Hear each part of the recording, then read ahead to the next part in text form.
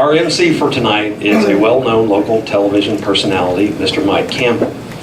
Mike was born and raised in Clay County on the Campbell home place located in, and this is Kenny's wording, the Metroplex area of Vashti, Buffalo Springs, and Post Oak. And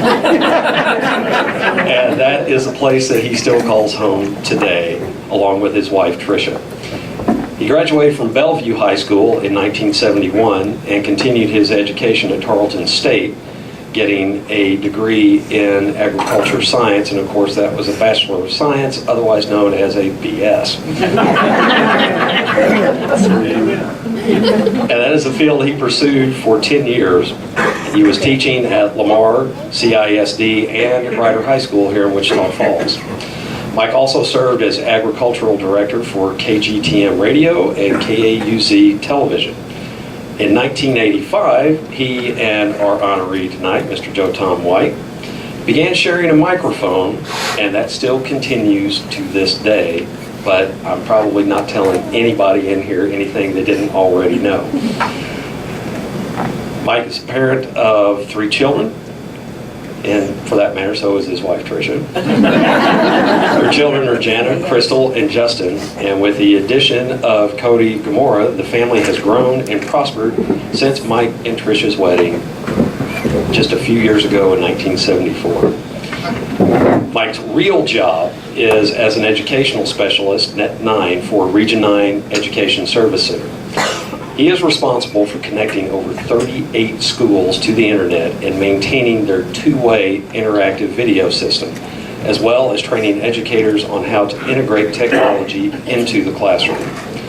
His service to the school district and his church reflects his love and concern for others in this area of North Texas.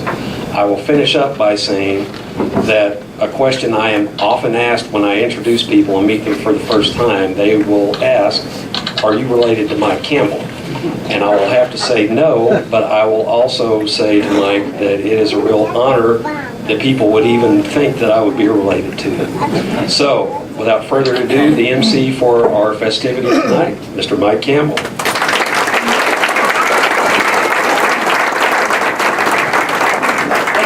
Appreciate that very, very much. I tell you what, it's going to be fun tonight. Y'all ready to have some fun? Yeah. I tell you what, as Joe Thomas Earl would say, it's a pretty nice kind of a day in the Great Southwest. Everything's looking pretty good. And I'm telling you right now, it's looking good tonight, especially as I look around and see the folks that are here, recognize many of you, and it's good to see you, because when you're on TV or on radio, you often wonder, is there anybody out there watching this thing? I know y'all are wondering it big time, so it's good to know there are a few folks that do that. I know after my mom passed away, I was questioning that quite a bit, actually, to tell you the truth, because she's the only one that I knew for sure was watching.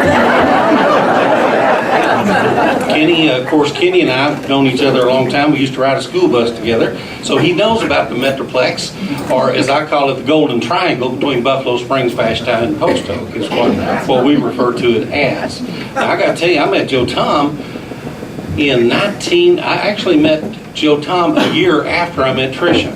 So I barely know Tricia longer than I've known Joe Tom. We've been together for a long, long time, but it was out at KWFT, and I was a ag ed major at Tarleton State University, and I was doing my student teaching at Ryder. And Benny Clark, who was the founder out at Ryder, said, we've got to go out to KWFT, you've got to meet Earl Sargent and Joe Tom White. They were the ones that basically got the ag program going in Wichita Falls. So if it had not been for them, I would not have a place to come and work and do my training. And then later on I had a chance to come back. And it has been wonderful. So I remember I have long memories of Joe Tom. And then finally one day we got to work together in this hobby that I have called radio and TV. Joe Tom is known to say you can be a star in Wichita Falls for minimum wage. I think that's true. And what concerns me greatly right now is that I've started having Joe Thomisms. I'll say something, I go, oh gee, that Joe Tom said that. He said that. So I got to be careful about that.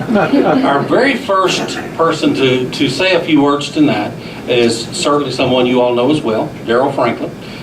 We were at the studio this afternoon. Now I'm going to tell a secret. I hope you don't mind. People always ask me, how early do you have to get up to be at the station at 5 o'clock?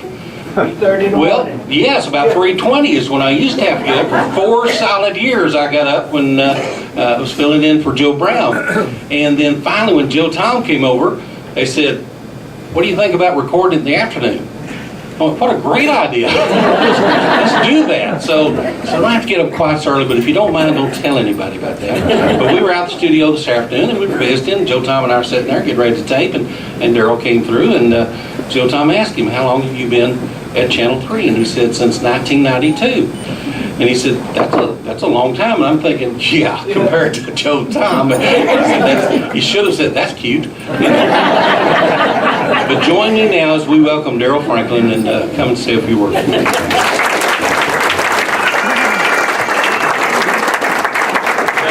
Well, this is a real pleasure. And just to be up here and to be able to speak about Joe Tom White, it really is something. Just to say a few words about how our paths have crossed throughout the years, and also what, Joe, you've meant to me. And so I really appreciate this opportunity. I guess to do that, I'd need to start way back in 1988. Doesn't seem like that far back, speaking about Joe Tom's career. But it was around 1988, I declared my major at MSU, Mass Communications. And at that time, the television course had come a little bit later. But at that time, I really started taking it serious, trying to watch TV, trying to learn from the anchors and try to get an idea of why they might have done this or that, or, special effects, how it works. And also, I listened a lot to the radio.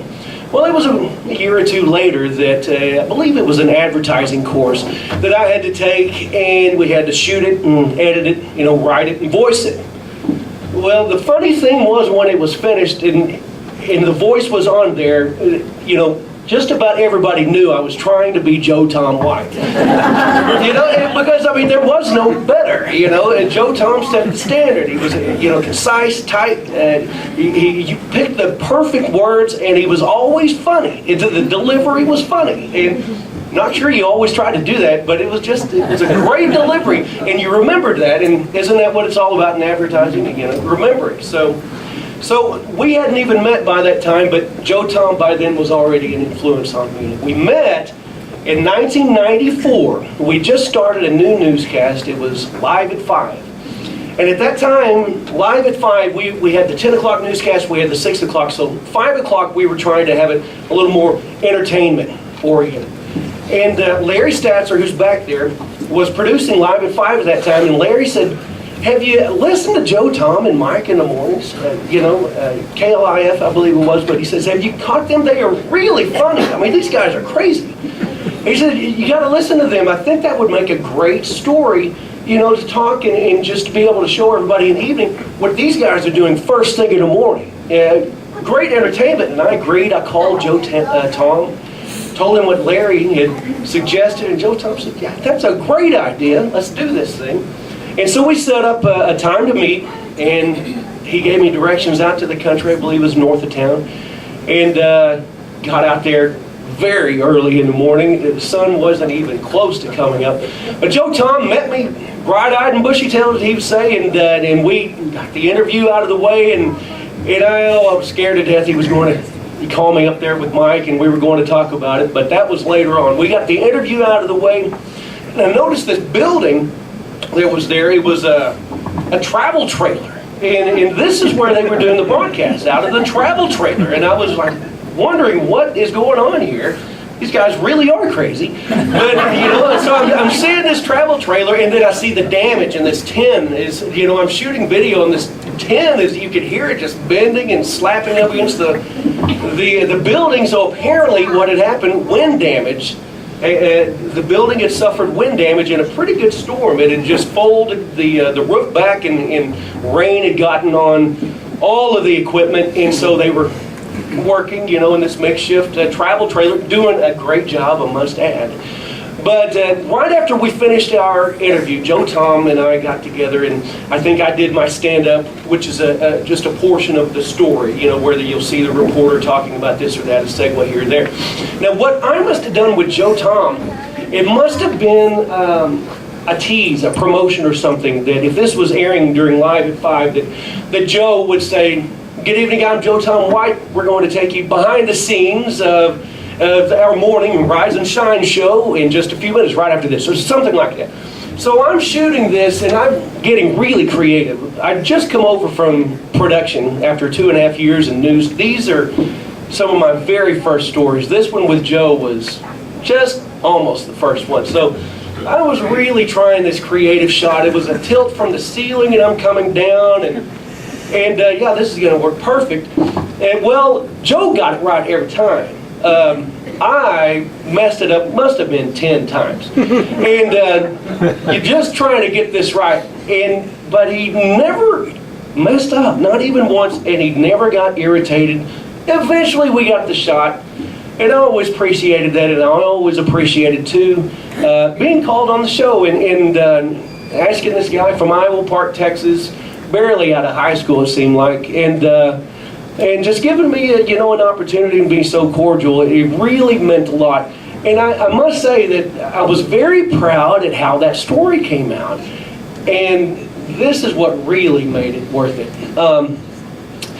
I guess it aired during Live at 5, and the call came maybe 5:45 or so. Larry answered the phone. And I think I must have been trying to make a deadline. I couldn't get to the phone, but Larry talked with Joe Tom for a little while, and he hung up, and he looked over at me, and he said, "Joe Tom White just said to let you know that you made an old fat man very happy." And I'll never forget that. And I mean, what an honor. Really. It meant a great deal. It really did. Now, Joe Tom, he and I saw each other throughout the years at different occasions after that.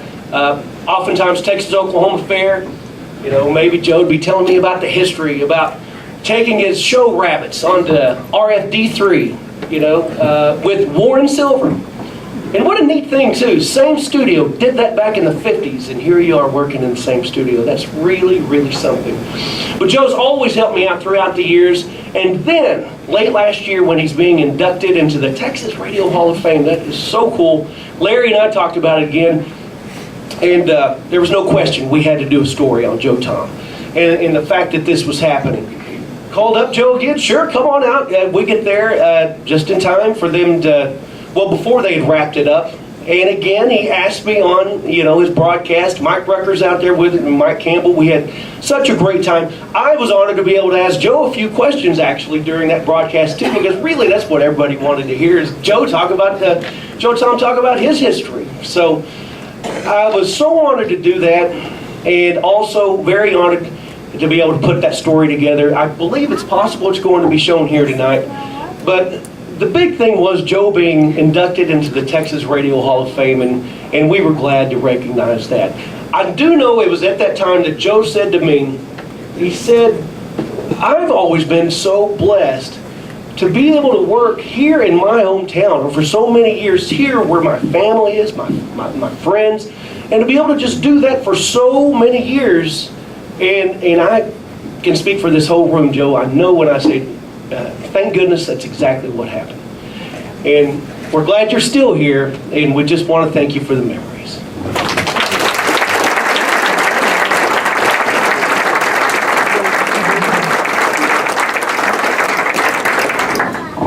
Thank you, sir. I tell you what, that is so true. And as I look around the room here, I see a lot of folks. I want to say thanks, sir, to the board of directors here at the museum for allowing us to do this. It's truly an honor and a privilege to get to be here and do this. And I look at the people that are here, and I see friends, and I see family, but I also see a lot of advertisers. And I'm thinking about now, how do you make a career? How long have you been doing this? 55, 57 years now? See, I lose track. That's my old age now, that's doing that. But I think there's two reasons for the success. One of the things that he taught me as I started working with him was just be yourself. If you look at the phone book, Joe Tom White's in the phone book. He doesn't have another name, that's it. When we're on the air, one of the things he taught me was you just talk till you think of something to say.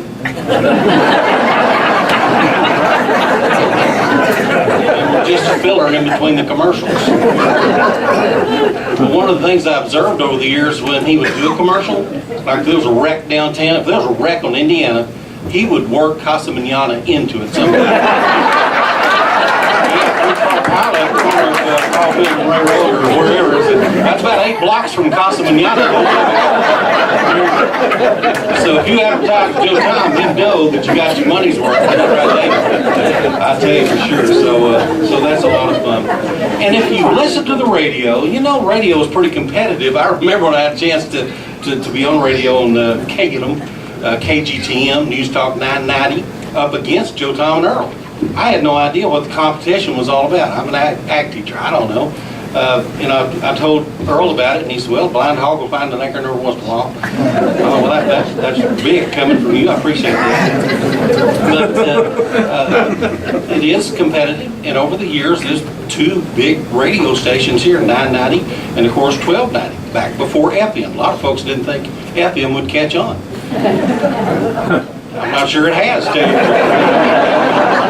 Of course, they said the same thing about TV, well, didn't they? So I think it's catching on, though.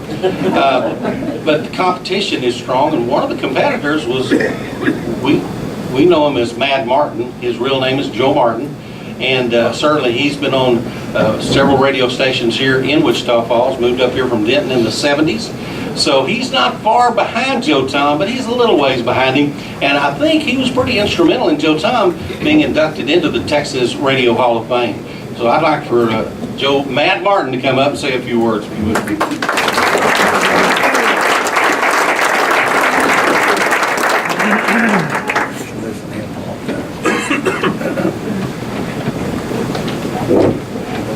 Need to lay the papers out.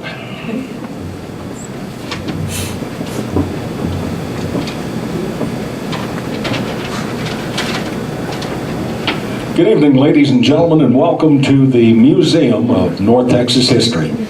Before I get started tonight, I want to take a moment just to say thank you to each and every one of you for being here this evening, because I know this means so much to Joe Tom and Joe Tom's family and friends that are with him tonight.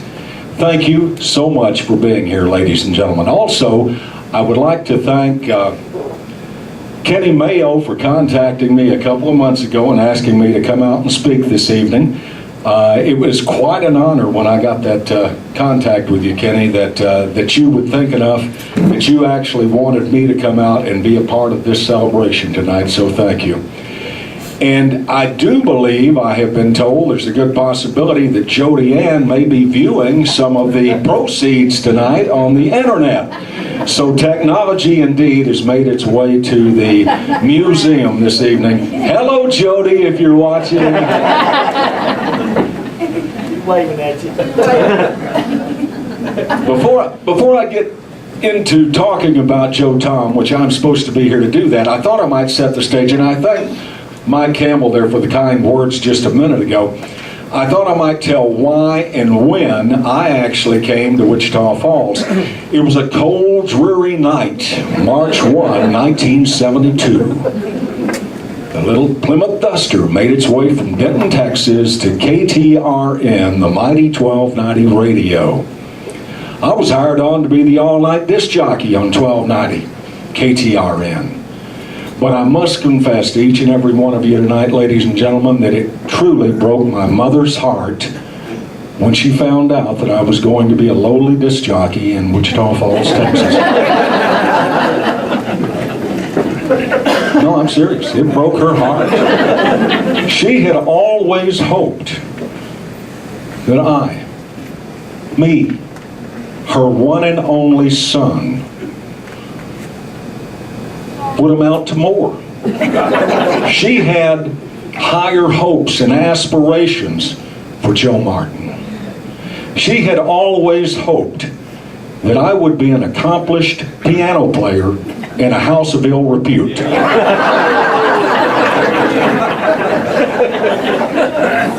My girlfriend actually had advised me not to use that one tonight, but Daryl liked it. Maybe we can get that on the 10 o'clock news tonight. Enough about me, we're actually here to celebrate Joe Tom's career. It started here in Wichita Falls in 1959. 1959, we're talking almost 60 years ago.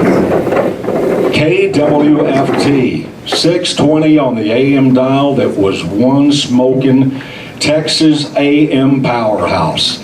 Heard all across Oklahoma, into Kansas, heard out to West Texas, heard down to South Texas.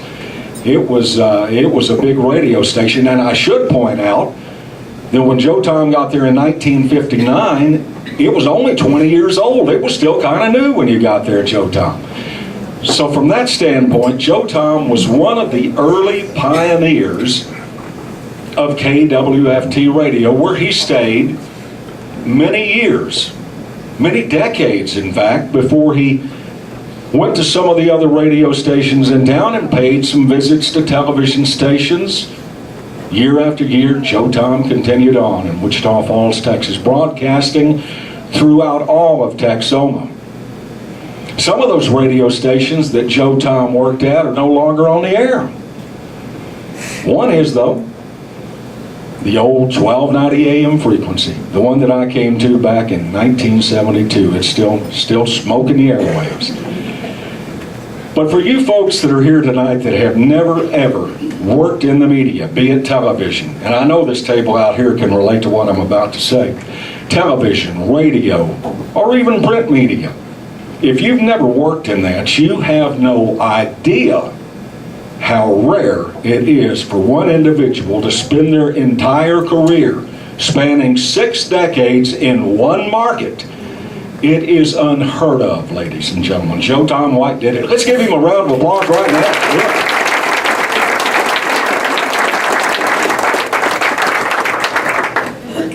So many people have come through Wichita Falls, be it radio, TV, print, that used Wichita Falls as a springboard to get to larger markets. Some of us, including Joe Tom White, have been very content to stay here. Why? Because it's Wichita Falls. The people keep you here. Joe Tom and his wife Judy were happy to stay in this town with their family. They were proud to be your neighbor. They were proud to be your friends. And it is just amazing, after almost 6 decades, starting back in the 50s, I guess we could say almost 7 decades of time, that you were still on the air bright and early every morning. In fact, I saw Mike and Joe Tom this morning on the replay that y'all do, I think, on KJTL at 7:30. So that's actually being watched. I can't quite get up at 5 a.m. when that normally shows, so I have to watch the replays. About 1 year ago, and it was mentioned a minute ago, about 1 year ago, coming up actually on the anniversary in about a week, I had the opportunity to go down to north of Austin for the induction ceremonies of the Texas Radio Hall of Fame. Joe Tom, his family, his daughters, Jill and Jody, and all the grandsons were there. Other family members were there. The Joe Tom White entourage had arrived at that hotel down in Austin. And I got to witness that afternoon Joe Tom being inducted in, and him receiving his award, being inducted into the Texas Radio Hall of Fame. And as Joe Tom is very down to earth, he got up and gave his heartfelt acceptance speech that was down to earth and had the people rolling in the aisles Joe Tom White style. I was recently asked just how big of a deal is this Texas Radio Hall of Fame? And I'd like to share with you, since many of you may not be aware of how that process works, Texas Radio Hall of Fame has been around about 15 years now. Joe Tom was inducted last year, year number 14. There are voting members of the Texas Radio Hall of Fame, of which I and many others are voting members of the Radio Hall of Fame. And so the nomination process comes about, in which many people nominate many people. And traditionally, there will be 200 to 225 Texas broadcasters nominated each year to be in the Texas Radio Hall of Fame. Now, that's a lot of people. Now, the voting members vote for their favorites of the 200 plus 220 nominees, and then only 12 to 15 people are inducted each and every year. That means we have 12 to 15 winners, and we've got over 200 losers every year. That's how important it is. Now, to be coupled that with being nominated and inducted from being in Wichita Falls Broadcasting, where all of the voters, 99% of them live in Dallas, Houston, Austin, San Antonio, El Paso, and Corpus, it is even rarer that Wichita Falls will be represented by someone from our city.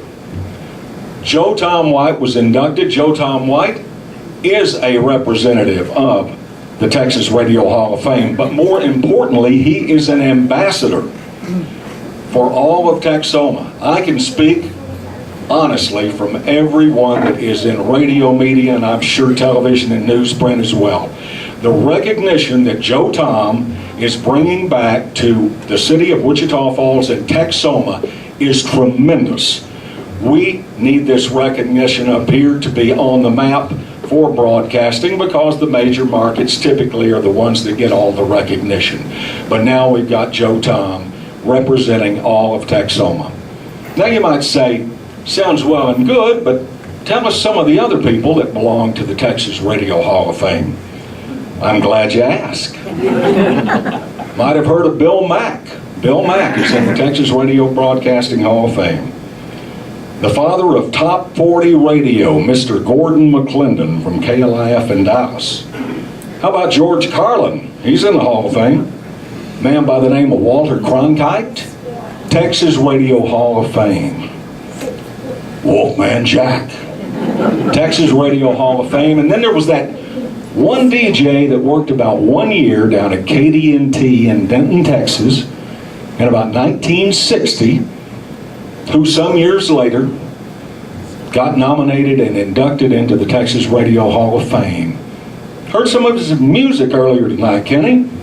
Mr. Willie Nelson and Joe Tom White.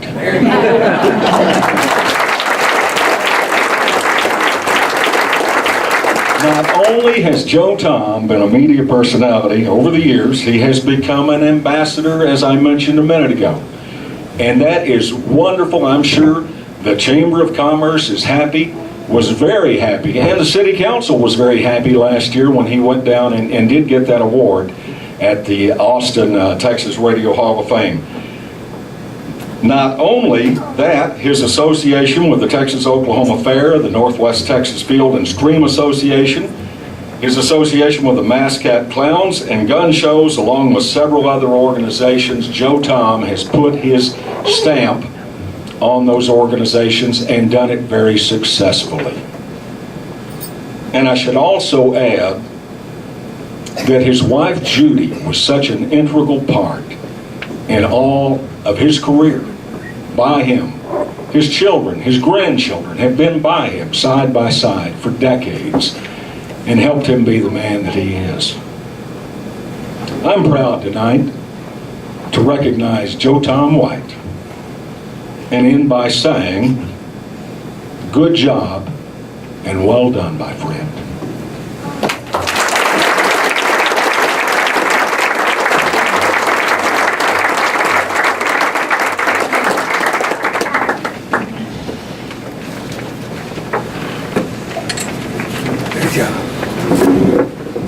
We were going through the line getting ready to get the barbecue. I noticed that Bill Mack has a book out on the deal that's for sale. Many of you may not know this, but Joe Tom is actually an author as well and working on a book too. I'd hoped that we could introduce it here tonight, but he reported to me earlier that we're still waiting on a few funerals. We can actually present it. Go ahead and give the title. Go for it. You're not going to believe this. Well, you fill it in. Should be good. It'll be a bestseller, I feel sure. We were talking the other day on the air about this, and I thought, I'm going through the list here of people that are going to speak tonight. And I thought, yeah, Daryl, that's good. Certainly, Matt Martin, he knows a lot about radio. And then Mike Rucker's name showed up. We're not turning this into a funeral, are we? What's up with that? I'm a firm believer in giving flowers while people are still alive. I think this is what we're doing here tonight. And Joe Tom said, well, if Texas Best shows up with a casserole, he's going to stand up and take up a collection.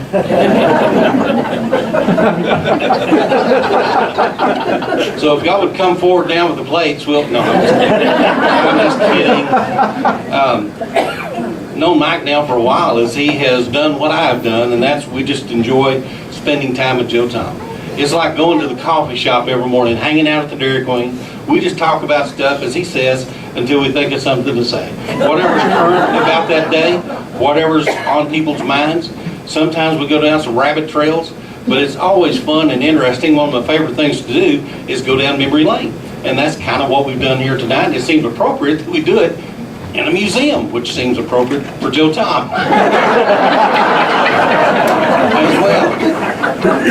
Rucker has known Joe Tom for quite a while now, and they've become very close, and he is his pastor, and it seems appropriate that he come and say a few words about that. There's not a Cowboys game.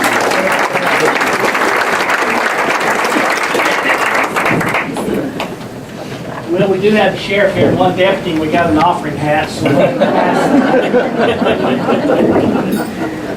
I thought of a scripture, and I've got two of them.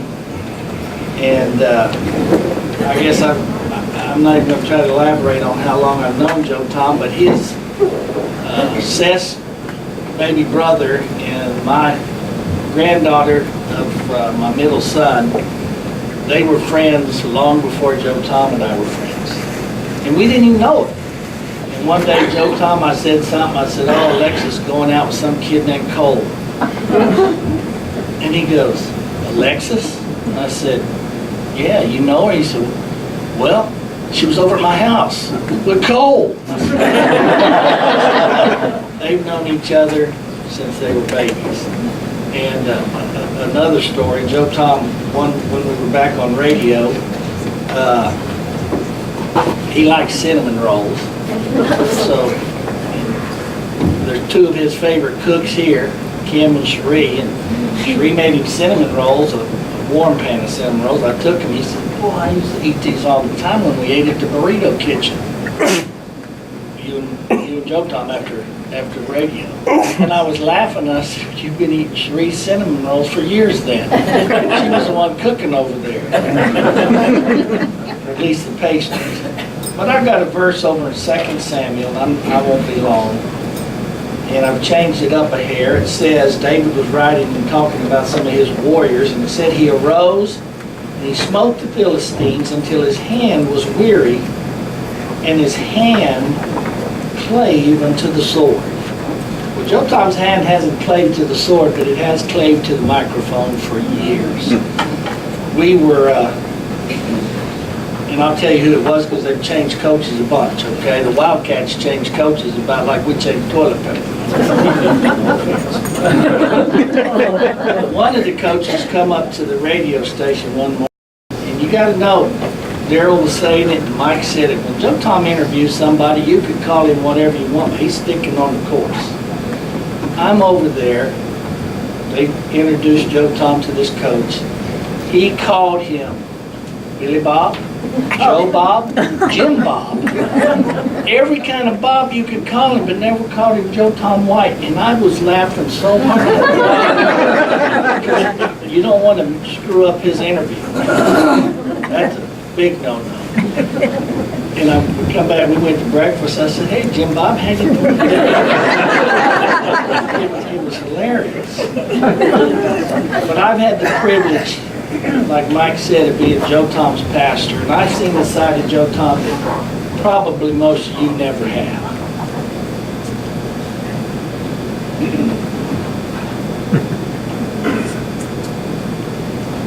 Proverbs 18:24 says, "A man that hath friends must show himself friendly, and there is a friend that sticketh closer than a brother." Judy passed away, 4 years ago? Right about next month. And we had already become good friends, and ultimately ended up, before she passed away, being our pastor as well as Joe Tom's. And he and I, he'd done it for years, but I always got up early, about 3:30, like Mike did, and meet Joe Tom at the radio station at 5. Most of you won't know it. He'll probably shoot me for saying it. That's okay. We'd get there and we'd cry. That's the side of Mr. Mafia, nobody knows. He's tender, compassionate, and he missed his bride, and still does. Jody, after her mama's passing, and he doesn't know this, but he will now, said, "Preacher, will you please take care of my dad?"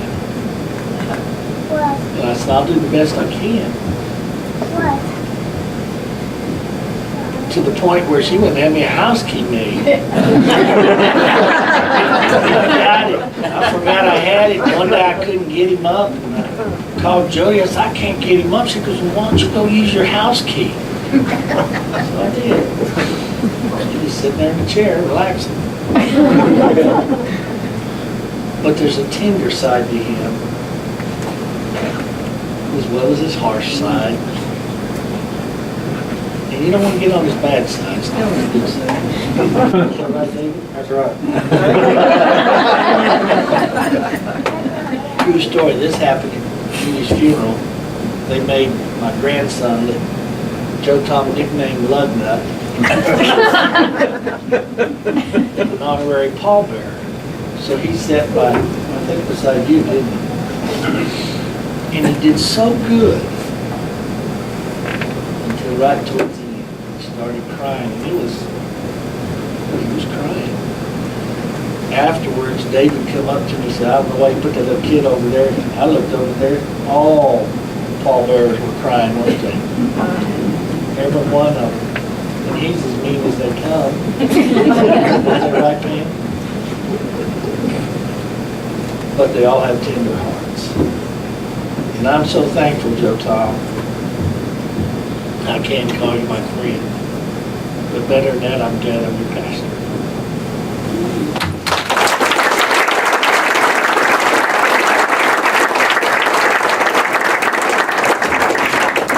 I was afraid she was going to do that. I'm one that I cried when Frosty the Snowman melted. Still can't watch that show to this day. I know for a fact that you don't want to get on his bad side. One of his other sayings, and I'll go ahead and share with you now, is he's got a shovel and a sack of lime. Just saying. That's why I keep coming back, because I know. I know. Well, guys, we've had a wonderful evening here this evening. I just do want to continue to say thank you so much for being here. As we begin to wrap this thing up, we're going to turn it over to Kenny. I believe Kenny's going to show the video, and then Eric West.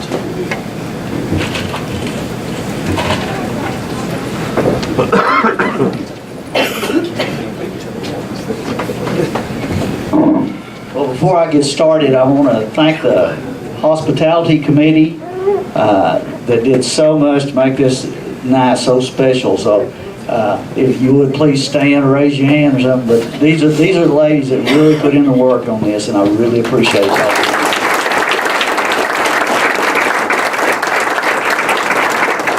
If we ever do this again, I'm going to go first because Mike and Joe Martin got all my good stuff.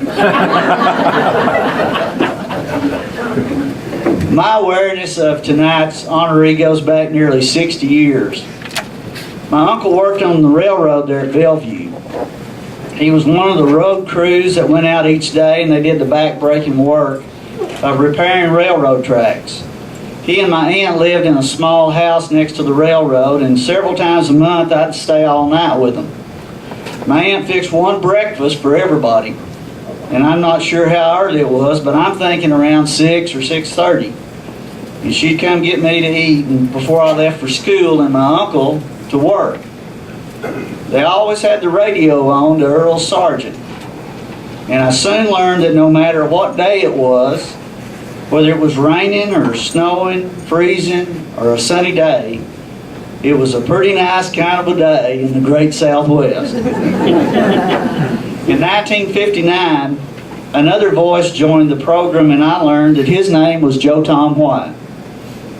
The two seemed to go together, and so I spent a lot of my early mornings listening to them just talk. As I grew older, and after Joe Tom had completed his military service, I would actually get to put a face to the voice or someone from the station. Or he would, as he came back from military service, I got to put a face to the voice. As he or someone from the station would cover our annual FFA banquet. There's no telling how much Underwood's barbecue was consumed in those days.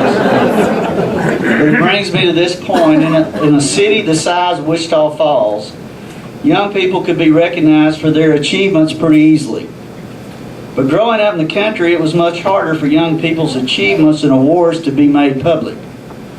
Many of the little towns had no newspaper, and rural kids kind of got lost in the shuffle. Joe Tom White made it a point to not let that happen. Because of him and other broadcasters like him, 4-H, FFA, and FHA students were brought to the forefront and given the recognition that they deserved. You became somebody because your name was mentioned on radio, and even more so when you were interviewed by Earl Sargent or Joe Tom White. So speaking for the spirits of these young people, I want to thank Joe Tom White for the promotion of rural youth. Many years later, when I taught at City View, my 8th graders would write letters to military veterans in observance of Veterans Day. Joe Tom not only participated in the program, but he always promoted it. Just as he promoted the Boy Scouts, the Mass Scout Shrine Clowns, the North Texas Field and Stream, the Founders Lions Club Texas-Oklahoma Fair, the Gun and Knife Show. When others were talking everything down, Joe Tom was talking up some event, some organization, some cause, some charity. Always promoting this area that we all love and hold close to our collective heart. Last year, Joe Tom was inducted into the Radio Hall of Fame, and as Joe Mad Martin said, there was so many of them. And he mentioned several of them. Willie Nelson.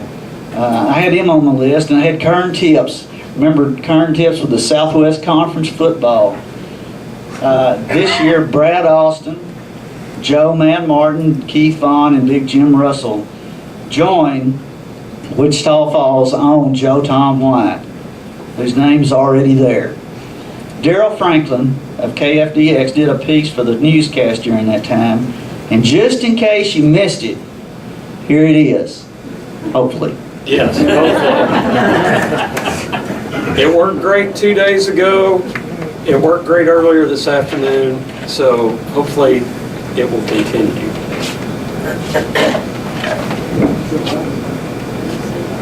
Yeah, I'll get the lights here. Come on.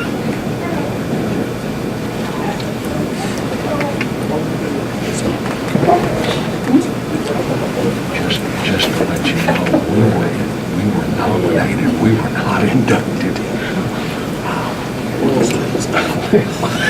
Yeah, but I'm not that. It's making noise over here, so there.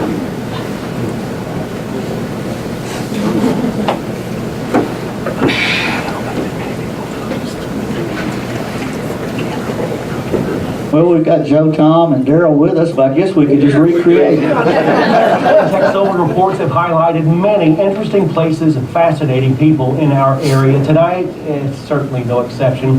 This past Saturday, local broadcast legend Joe Tom White was inducted into the Texas Radio Hall of Fame. It's an honor he says he never saw coming, but one others everywhere say is so deserved after well over a half century on Texoma airwaves.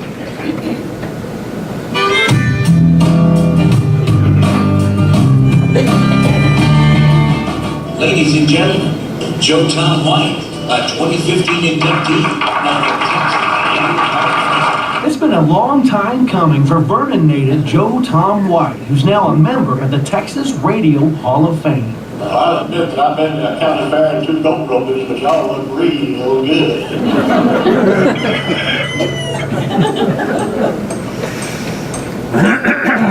Some 11 minutes past 7 o'clock in the morning, October the 28th, 55 degrees. It was 1959 that Joe Tom's now instantly recognizable voice Once you cross over to the other side, was first heard over Wichita Falls radio at KWFT.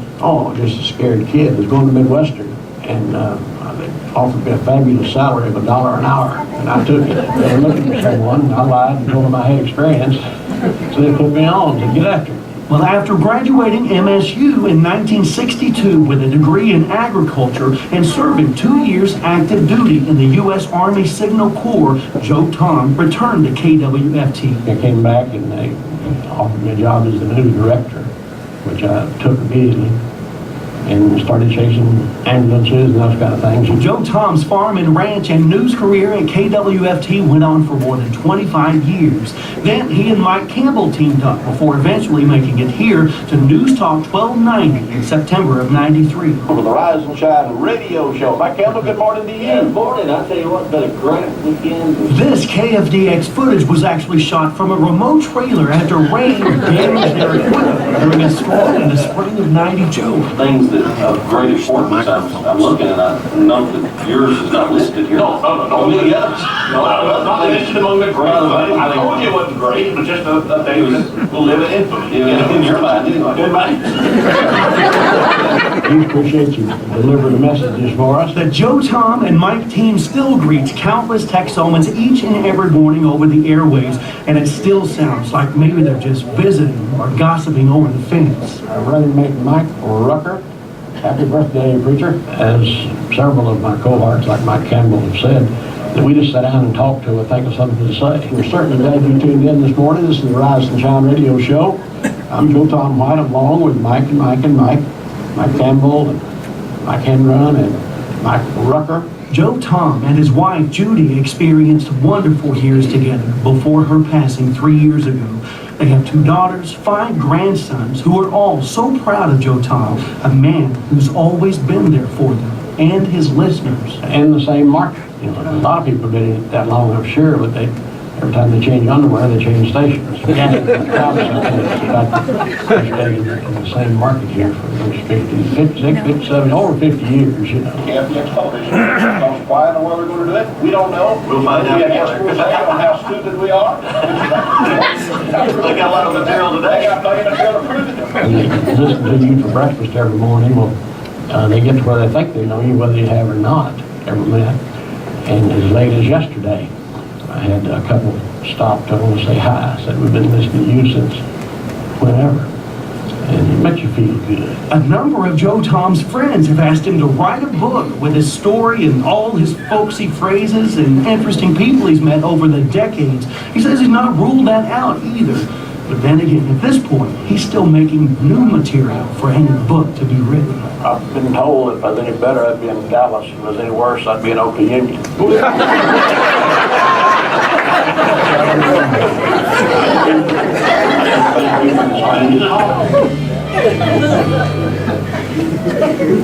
For a list of so many more of Joe Tom's accomplishments and to see much more of this interview, just look inside this story at TexomasHomepage.com.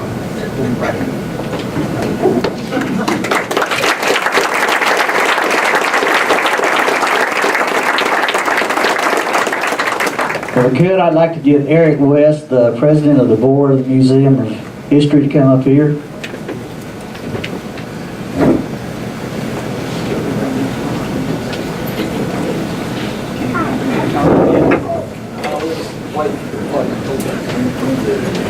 Hello everybody, thanks again for coming. So glad you're here. Such a great turnout. I am honored to read a couple things and present a couple things to Joe Tom. First, on behalf of the Museum of North Texas History, I'd like to present this plaque to Joe Tom White. It says, 2016, the Museum of North Texas History recognizes Joe Tom White for his many years of broadcasting on radio and television and his faithful promotion of the causes and values this area holds dear. We honor him as a North Texas legend.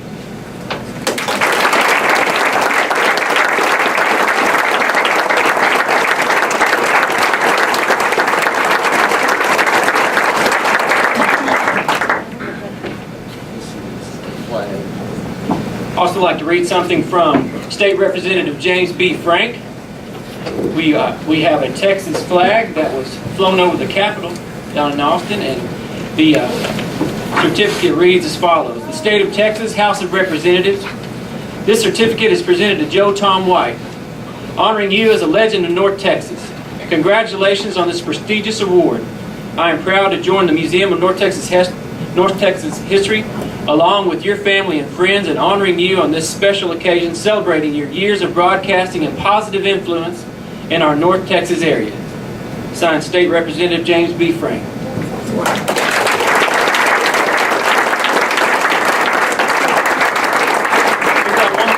One more proclamation, then we're going to hear from Joe Tom.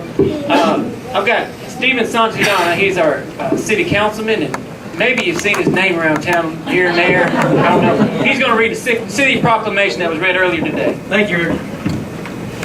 We read this earlier today. I don't have a whole lot of... first of all, the mayor sends his apologies. Tonight we're a little thin on counselors, and there's 15 events going on. Counselor Smith, who's on the board with this, I think something active. So, Joe Tom, sorry, but you get me. Number 3. Unless I die here, you go number 4. I only have one Joe Tom story. When I hear his voice, everybody recognizes that voice. You know, I just get a hankering. Yeah, there we go. I just want to get some really good Mexican food by a gun and a knife. And go to the fair. Don't you dare miss it. For some really good Mexican food.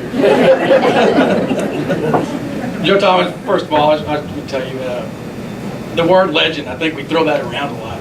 You know, to be legendary, I don't think there'll be a single person here legendary. To be legendary is to be beloved in our town. They talk about you being an ambassador. I'm proud as a councilor, I'm proud as a representative of the city. I'm proud to have you as one of our citizens that represents us in the state of Texas. Because what you've done for this community, not a lot of people have been able to do. So when we talk about legend, I don't want to throw that around loosely. I want you to really think about that when you go home. And we'll use that word legend, that you're legendary to us and each and everybody in this room, in our community. I'm going to read this proclamation. Amen. From Office of Mayor, City of Wichita Falls proclamation. Whereas Joe Tom White began his long radio career in Wichita Falls with KWFT 620 AM in 1959. And since then, he became an instantly recognizable voice for North Texas. And whereas in 2015, he became the first Wichitan to be inducted into the Texas Radio Hall of Fame, which is an honor reserved for the elite in radio broadcasting. And whereas Joe Tom is not only a voice for North Texas, but he has greatly invested in our community through his involvement in numerous charities, clubs, and civic participation. And whereas the Museum of North Texas History and the City of Wichita Falls recognize the many positive contributions and reassuring voice Joe Tom White has made in the North Texas area. Now therefore, I'm not Glenn Barham, darker version of Glenn. I, Stephen Santillana / Glenn Barham, Mayor of Wichita Falls, do hereby proclaim October 18th, 2016 as North Texas Legends Day in Wichita Falls, and I encourage all citizens to congratulate Joe Tom White for the great service he has provided to the North Texas community for over 57 years.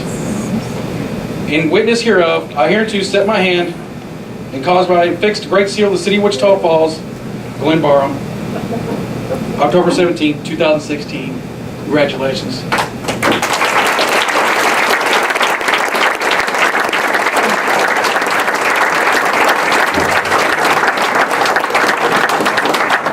I hope so. We'll see what happens. Guys, I apologize for all the signs. We've got one more plaque here. This is our North Texas Legends plaque that we're going to hang up in the museum for forever and ever. And it's got Joe Tom White, 2016 on there. It's North Texas Legend. Congratulations.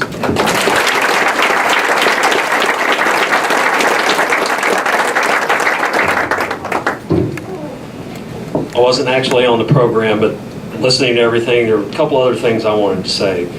You've heard some people say there's another side to Joe Tom. You've heard about him being an ambassador for the city and the area.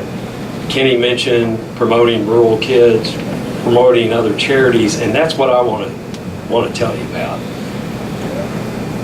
You've already heard some of us say tonight that it's challenging being a nonprofit. we're not just swimming in money. We have to really be careful and watch what we do with our money. And that often means that promotion and advertising is difficult to come by. Enter Joe Tom White. I can tell you, since I've been here, I don't know how many times, I would send Joe Tom an email or call him up and say, hey, we've got this event coming up. We need to promote it. And he would say, come on down to the station tomorrow morning. No questions, just come on down, we'll work you in. That is great in and of itself. But the best thing, we didn't have to pay for it. And this is on a radio station that's got probably the largest ratings in the morning in this entire area. And he offered that. And we took advantage of it. And I can tell you, I can speak on behalf of pretty much every nonprofit in this area, every church group that has ever had to promote something. They will tell you the same thing. And that's a big deal. And I just want to say thank you for doing that.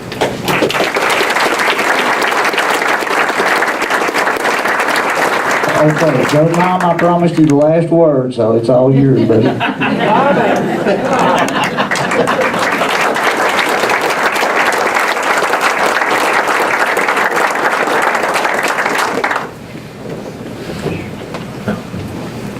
Where do you start?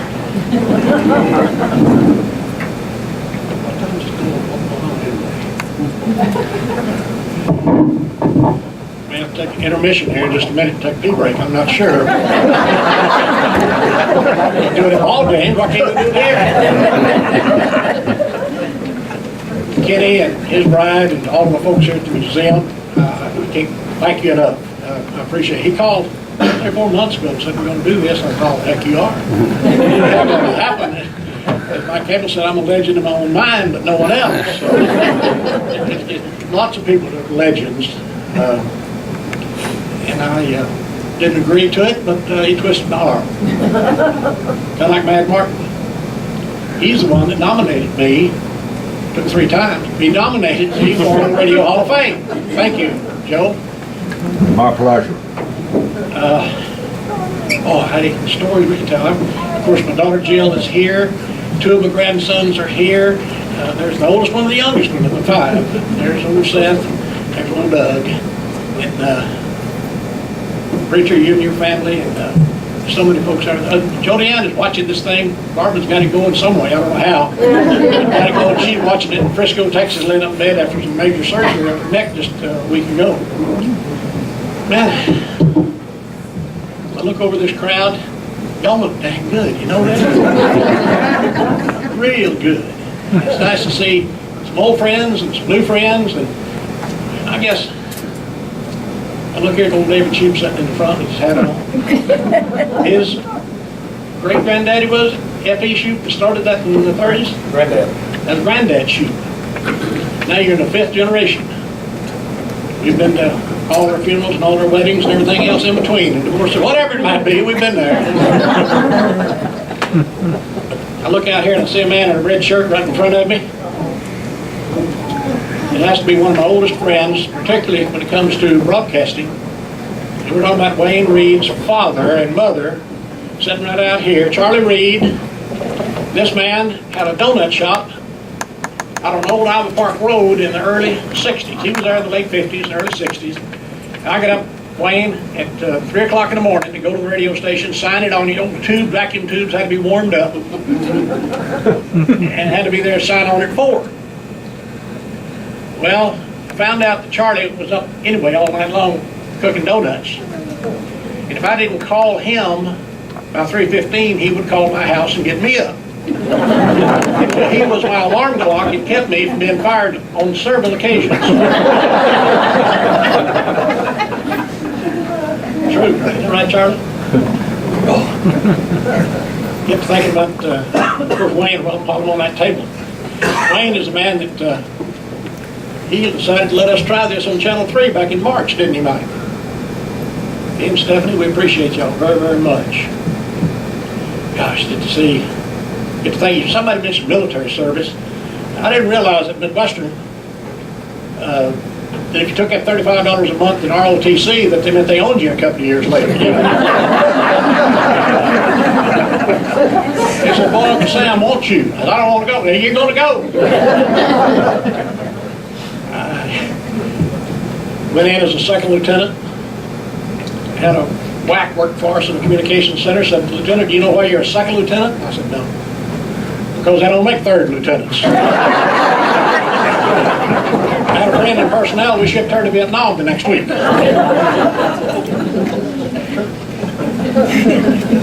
I happened to be in the communications center at Fort Sill, Oklahoma, when President Kennedy was assassinated. Some of you in this room weren't even born yet. But that was a very terrible time. And in the communications military business, you see a picture in a book of what a double-aught message is. You ever even send it on the teletype, it won't do it. You can see a picture, but the bells rang and the lights flashed. It was a double-aught message because we were the nearest army post to Dallas. And it means possible, imminent enemy attack. And they rolled vehicles. And General Kreitz, I'll never forget him, he was at the officers' club at noon when this all happened. Those of you that are old enough to know. I had to strap on a gun and took 2 armed guards with me to go to the officers' club to deliver the message to his table. People just exactly like this room right now. It has sealed a message for the eyes only of the commanding general. He stood straight up and said, oh, for lack of a better word, shoot. He said, oh, shoot. That's what he said. Didn't say anything else. Every officer in that room stood straight up and exited and knew that it was a major, major problem. Thank goodness it wasn't an attack. But there again, seeing my Lions Club friends, founder Lions Club, the Texas Oklahoma Fair, on 9/11, the fair opened here in Wichita Falls on that day. Well, they already had spent the advertising. They'd already rented the booth space. They'd already spent the money for the acts. Yes, they could have canceled. They would become a bankrupt club and a bad reputation and never have nothing. But they went on with it. The first night, 8 people showed up. And the ones that were there watching television to see what was going on at the collapse of the buildings. They kept going and stayed hooked. Finally, by Saturday night, when the fair closed, it came out in the black. The people that had enough doom, destruction, and death where they wanted to bring the kids out to have a little bit of fun. So it worked out for the better. Now, Mike Campbell has so many things I can say about him. Some of them are good. But I did meet him before he recognized who I was, of course. There was a spy plane flying over Clay County. It was a secret spy plane. No markings. It's out of Fort Worth somewhere. Lit kaput and had 2 pilots in it. They parachuted down on the Campbell Ranch. At that time, somebody's out driving a news car, chased ambulances, all that kind of good stuff. By the way, Sheriff Duke, I digress just a second. We're used to it. I used to chase that ambulance your daddy drove. No, had a bad wreck on Turtle Creek Road one night. It's late in the afternoon, still daylight.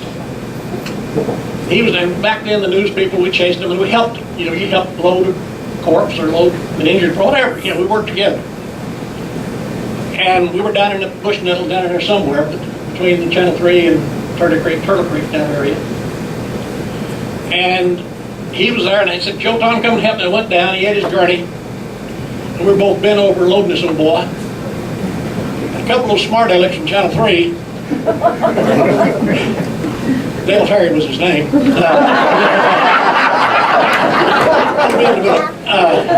screamed out real loud. Duke and I had been over there doing this. He said, look, boys, there's the grand champion and reserve champion of the Fort Worth Fat Stock Show.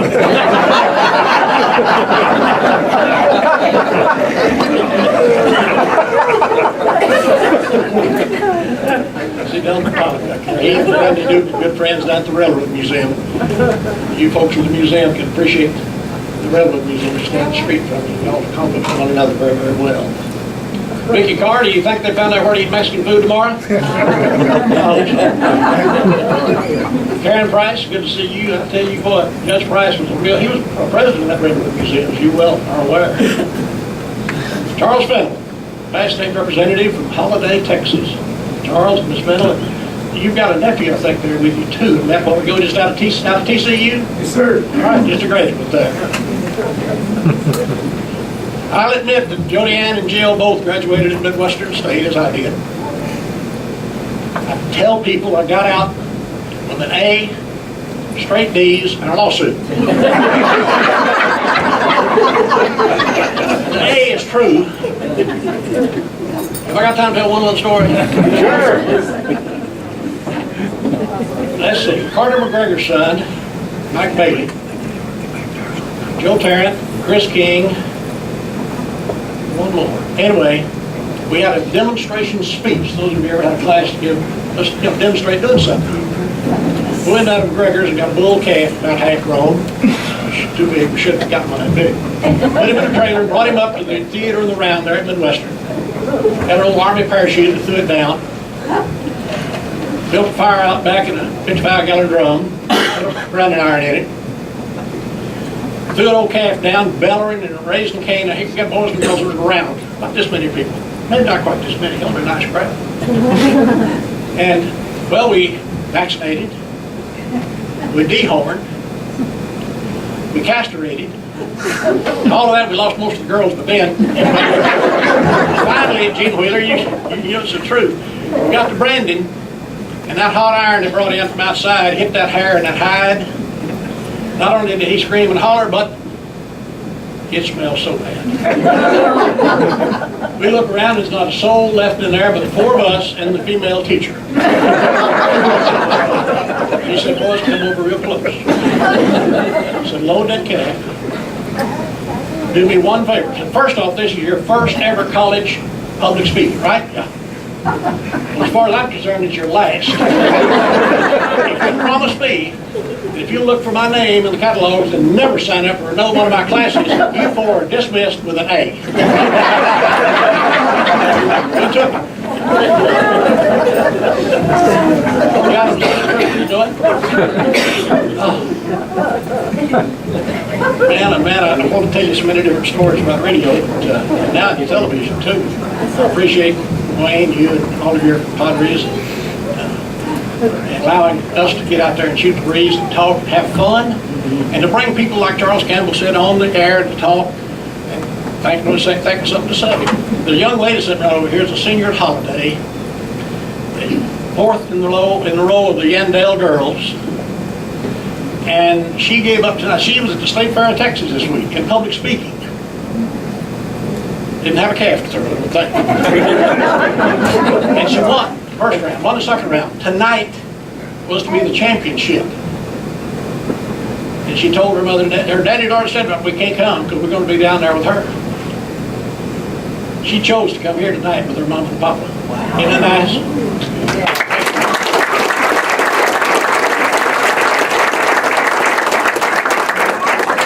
Trish Campbell, I don't know how you put up with him all these years, but how many now? You've lost track. 42. 21 wonderful years. 21, no, it's 40 something. 42 total. 42 total.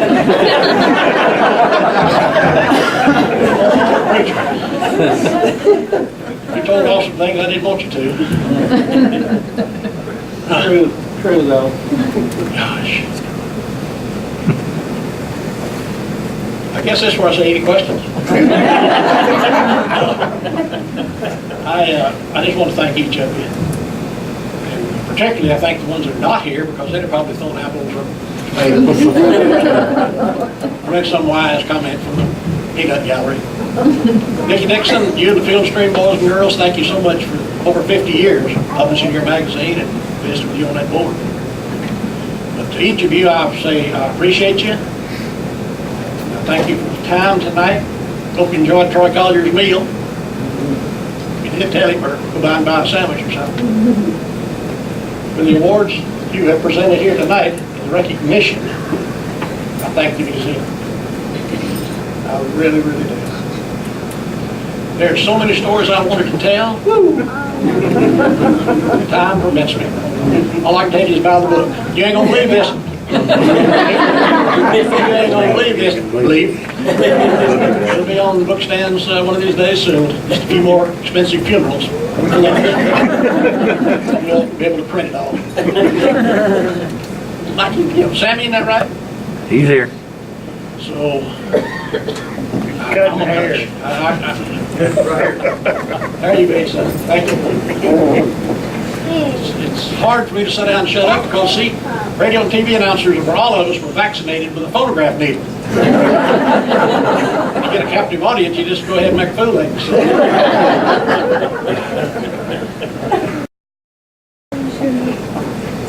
Thank you, God bless you, and good night.